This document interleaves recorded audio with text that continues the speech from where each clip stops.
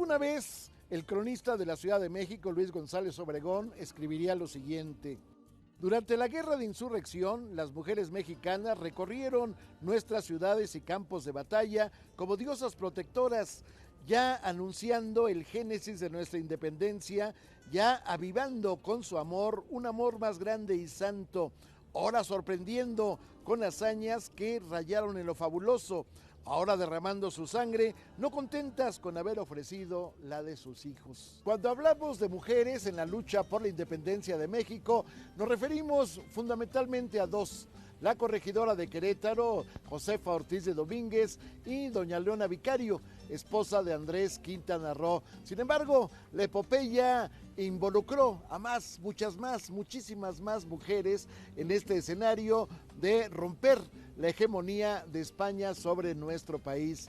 Nuestra leyenda urbana, justamente hoy, 16 de septiembre, nos cuenta las hazañas de estas mujeres guerreras que en su momento ofrendaron su sangre para lograr la independencia de México.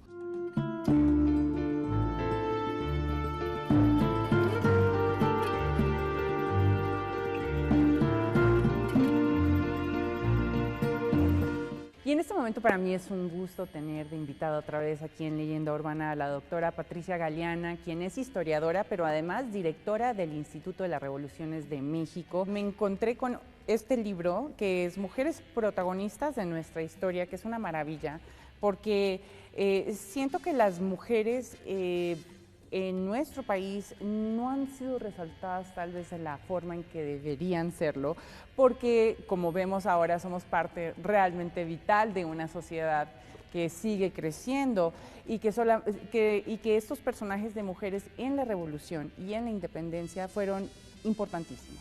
Así es, y bueno, lo que pasa es que en México y en el mundo en general no se estudiaba a las mujeres, salvo cuando tenían el poder, porque lo que se estudiaba era la historia política. Entonces, cuando no había algún descendiente hombre para ocupar el trono, bueno, pues llega Isabel de Inglaterra y entonces sí se tiene que estudiar a Isabel de Inglaterra. Pero a mediados del siglo pasado hay nuevas vetas de la historiografía y entonces, bueno, sí hay que estudiar la historia política. Como aportación del marxismo se estudió la historia económica, pero después viene el estudio de la historia social y de la historia cultural. Y entonces es cuando se voltean los ojos a las mujeres, que no solamente han participado pues como parte del colectivo social, sino también han tenido influencia decisiva en muchos aspectos económicos y en aspectos políticos también.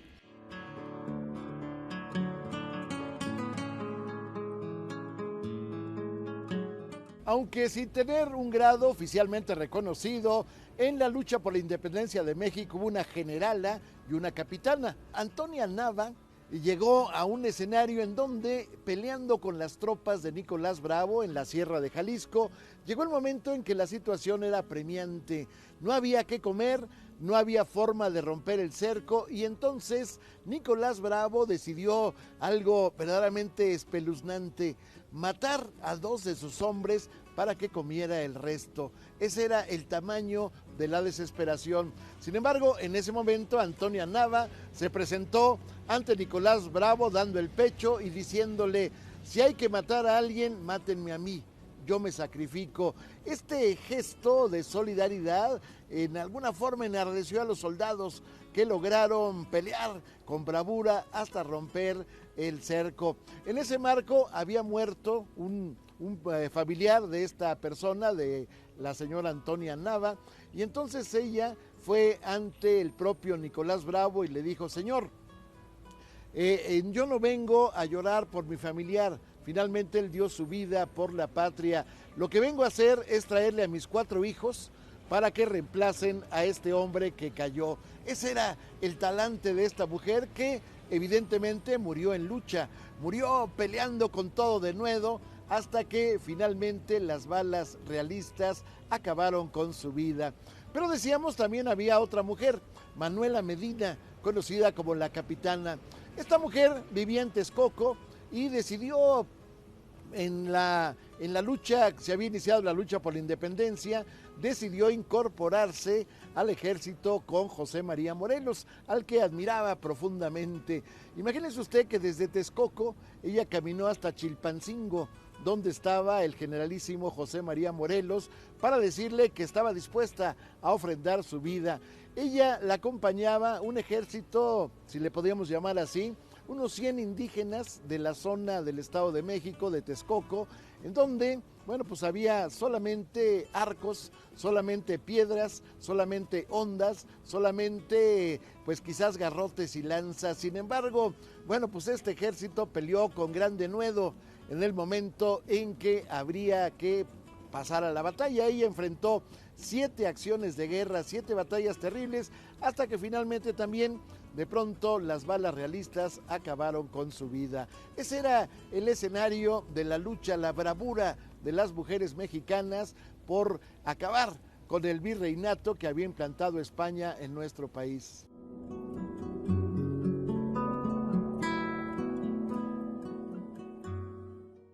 En el INERM hemos empezado una serie de publicaciones sobre la historia de las mujeres que antes no se estudiaba. Entonces hemos publicado La Revolución de las Mujeres, una serie de Las Maestras de México, porque las maestras se volvieron mayoría en la docencia desde finales del siglo XIX.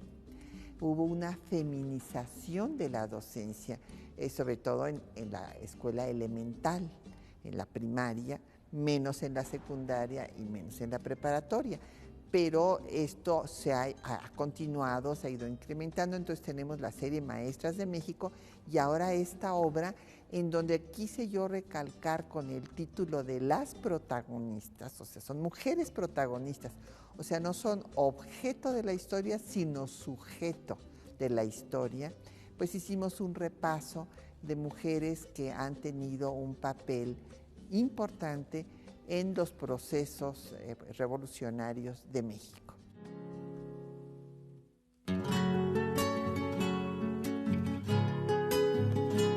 Otra mujer que luchó con toda abnegación por la causa de la independencia se llamaba Rafaela López Aguado de Rayón.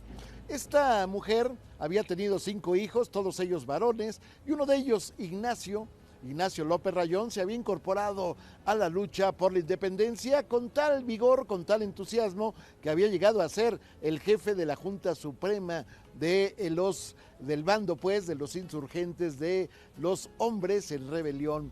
Bueno, esta mujer había soportado que Ignacio López Rayón convenciera a sus otros 4 hermanos para que se incorporaran también a la lucha. Y en las circunstancias, Francisco, el más pequeño de ellos, había sido apresado por los realistas, había sido torturado y de pronto llamaron a la mujer. Doña Rafaela se presentó ante el ejército realista y le hicieron una petición. Si usted convence a Ignacio y a sus otros 3 hermanos que abandonen la lucha, yo le devuelvo a su hijo y no le va a pasar absolutamente nada. De lo contrario, lo vamos a tener que fusilar. Y entonces doña Rafaela lanzaría una frase que se volvió parte del escenario de la lucha por la independencia. Prefiero un hijo muerto que un traidor a la patria. Ese era el talante de esta mujer que sin lágrimas soportó pues efectivamente el sacrificio de su hijo.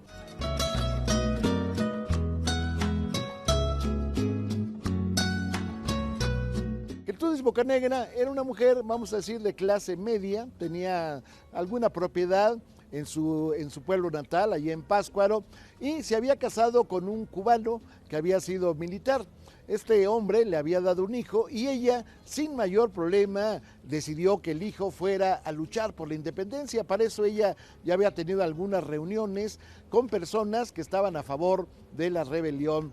El hijo y después el marido fueron a luchar y se encontraron juntos en aquella épica batalla de Puente de Calderón, allá cerca de Guadalajara, en donde perdería lo invicto que llevaba hasta ese momento don Miguel Hidalgo. Ahí cayeron su marido y su hijo. Esta mujer decidió de todos modos seguir en la lucha. Ella era una suerte de correo entre el grupo insurgente Los Guadalupes y pues en alguna forma lo que la poca fortuna que tenía la había cedido a la causa de los insurgentes. Sin embargo, por alguna delación fue apresada, torturada terriblemente al punto de ser exhibida desnuda en plena plaza después de haberse pasado de su ciudad natal hacia Tacámbaro. Bueno, pues había sido exhibida en esa forma, había sido sometida a no solamente a torturas físicas, sino de carácter, vamos a decir, psicológico. Sin embargo, ella jamás reveló nombre alguno que fuera motivo de aprehensión. Finalmente fue fusilada en la plaza de San Agustín de Pátzcuaro y ella, en el momento en que las balas iban a vomitar de los fusiles, exclamaría: señores, únanse, en lugar de matar a quien lucha por México, únanse a la causa. Sin embargo, bueno, pues ella no con eso logró el perdón, fue fusilada y hay una estatua ahí en el centro de Pátzcuaro, en este lugar, en la plaza de San Agustín, que conmemora no solamente su nombre, sino sus hazañas. Ahí está ella, vestida con un sencillo atuendo que le llega hasta prácticamente los tobillos, y al mismo tiempo está ella con el brazo izquierdo extendido en posición de arengar a los compatriotas.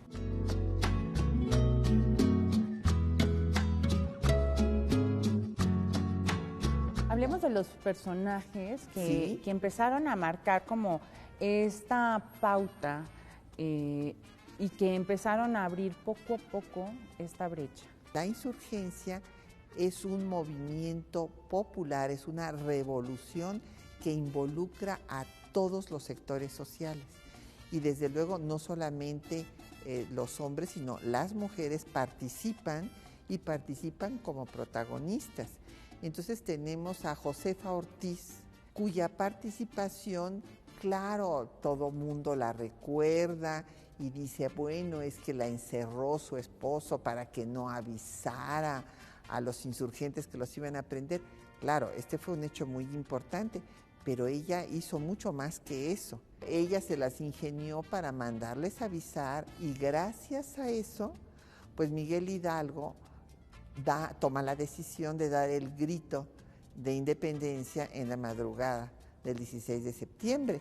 O sea, si Josefa no le hubiera avisado, pues se hubiera dado, desde luego, el proceso ya era imparable, pero no se habría dado por Hidalgo porque lo habrían aprendido. Claro. Y no se habría dado el 16 de septiembre.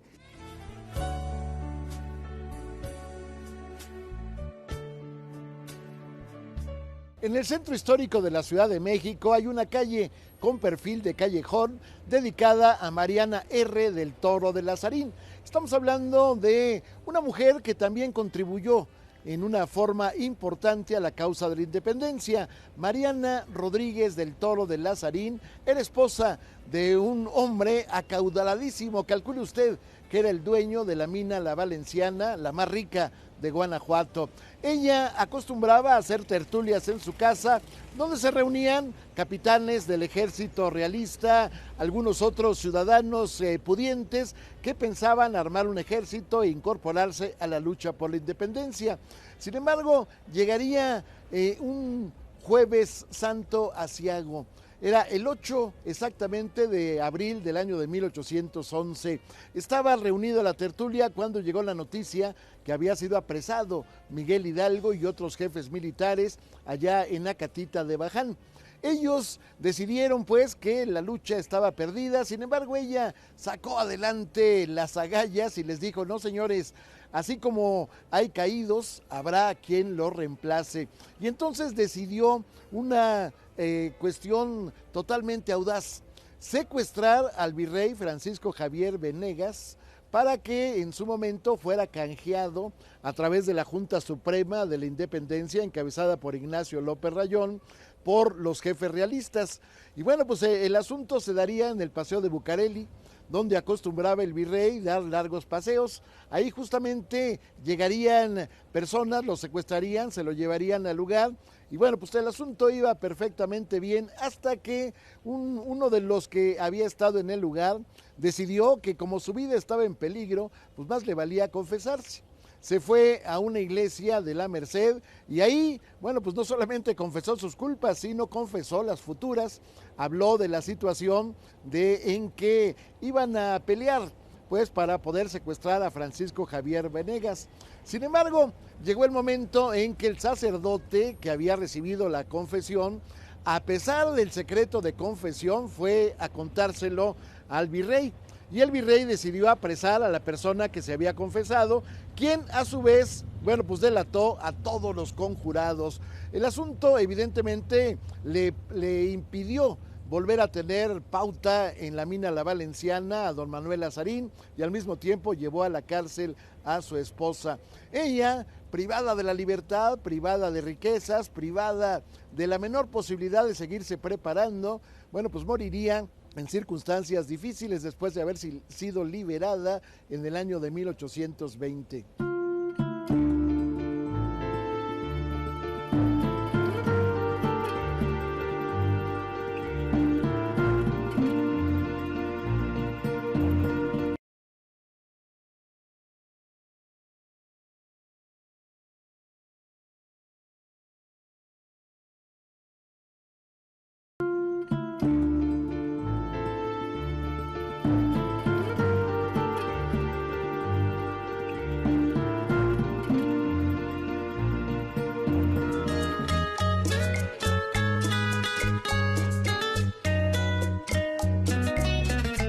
Si usted va a la iglesia de la Profesa en la Ciudad de México, ubicada en la esquina de Madero e Isabel la Católica, se topará del lado derecho del altar mayor con una escultura de la Virgen María. Bueno, esa escultura se dice que fue realizada por el mismísimo Manuel Tolsá. Ahí está la imagen, el rostro, dicen que fue la modelo de la señora María Ignacia Javiera Rodríguez de Velasco y Osorio, conocida como la Güera Rodríguez, la mujer de su tiempo más hermosa de la Nueva España. Dicen que era un sol que deslumbraba a los hombres. Bueno, esta mujer se había educado en el convento de la Encarnación, justamente donde hoy está ubicada la Secretaría de Educación Pública, y era tan hermosa que a los 16 años se había casado con un militar, que Jerónimo Villamil, que era mucho más grande que ella. Bueno, él evidentemente tenía celos terribles de la mujer, y llegó el momento en que ella se había ido a una excursión con el canónigo de la catedral, Mariano Beristain Sousa. Bueno, resulta que esto enfureció al marido, pensando que tendría amoríos con el propio clérigo, y entonces en un arranque de ira llegó y le disparó a quemarropa, con tan buena suerte para esta mujer que la bala no salió de la pistola. Sin embargo, el hombre fue exiliado a Querétaro y en alguna forma se preparaba una separación legal, aunque era muy difícil, dado que la Iglesia Católica no permitía esa desvinculación, pero también la buena suerte de la mujer la había salvado del hombre, porque él murió 5 años después. Ella se casaría 2 veces más, pero fundamentalmente se habla de sus amoríos con un muchachito que había llegado a México llamado Simón Bolívar, apodado el Caraqueñito.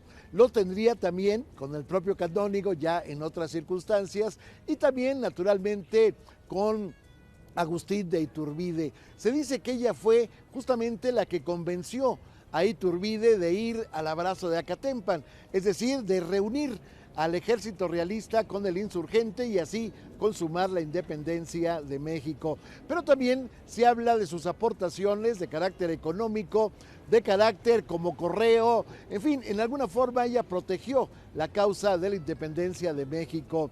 Ella, que había tenido una vida disipada, había tenido 3 hijas, conocidas como las 3 Gracias, finalmente, bueno, pues acabaría sus días en un lugar, en un convento de los franciscanos, pero antes de ello había sido llevada en 1811 a la Inquisición, acusada de delitos contra la moral, pero sobre todo de sedición por ayudar a la causa de la independencia. Ella tranquilamente llegó, se sentó enfrente de los inquisidores, temibles hombres que tenían 2 candeleros, un Cristo, y los 3 estaban en fila. Decía el dicho de entonces: un Cristo, 2 candeleros y 3 majaderos. Bueno, ella se enfrenta a los majaderos y les dice: ¿saben qué? Que si ustedes quieren acusarme, que si ustedes quieren torturarme, si ustedes quieren llevarme a la hoguera, háganlo, pero yo voy a dar a conocer algunas cositas de ustedes. Y 1, 2, 3, 4, 5 le sacó su vida sexual, su vida disipada que tenían los señores inquisidores, quienes decidieron finalmente perdonarla. Señora, nada tiene usted que hacer aquí porque no encuentro ningún delito que fincarle. Esa era la Güera Rodríguez.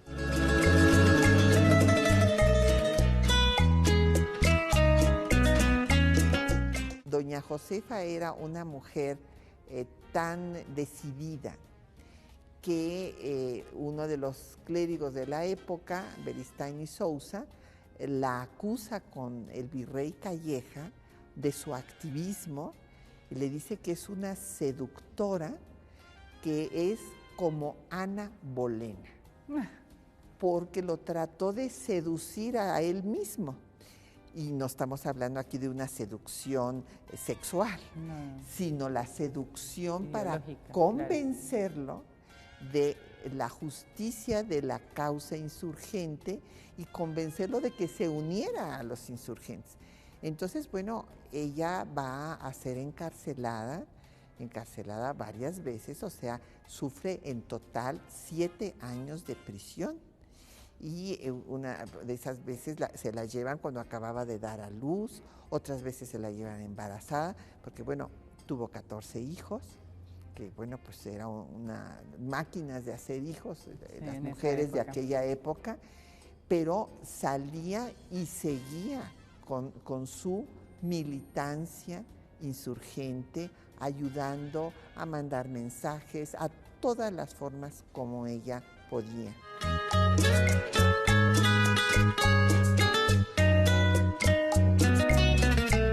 En los anales de la lucha por la independencia de México se reconoce también otro nombre: Rita Pérez Jiménez. Esta mujer, una riquísima hacendada que se asentaba en los Altos de Jalisco, se había casado con otro hacendado también de gran poder económico llamado Pedro Moreno, conocido posteriormente como el Insurgente.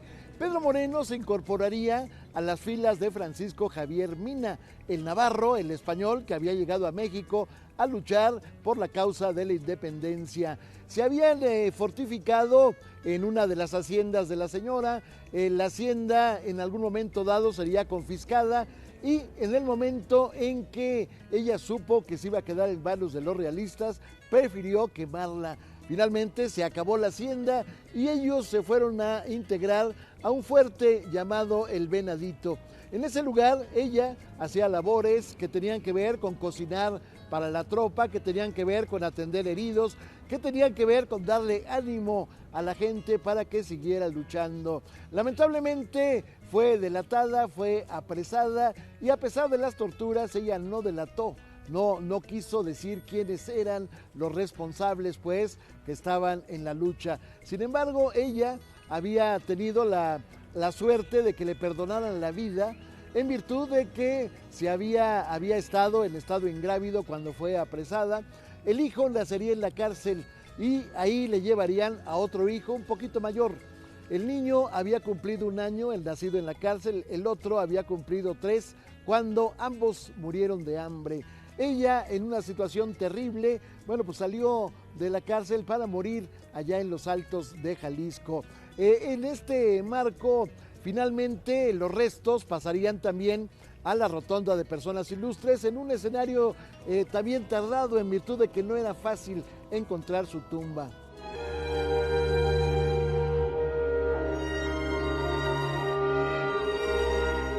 Yo quisiera decir que de la independencia, de las que nos acordamos, son de mujeres de clase alta, porque toda la población se movilizó y hubo unas que tomaron las armas, daban alimento, enterraban a los muertos, curaban las heridas, todo. Pues muchísimas gracias, doctora, por estar con nosotros aquí en contrario. Leyenda Urbana, que este tema pues realmente es interminable, porque Así es. la gran cantidad de mujeres que han aportado hechos y cosas y libros e ideas tan importantes es magnífico. Así es, y ahí tenemos que recuperar todas sus obras, difundir para que esto también colabore al cambio cultural que necesitamos de respeto a la persona independientemente de su sexo. Muchas gracias, doctora. Seguimos.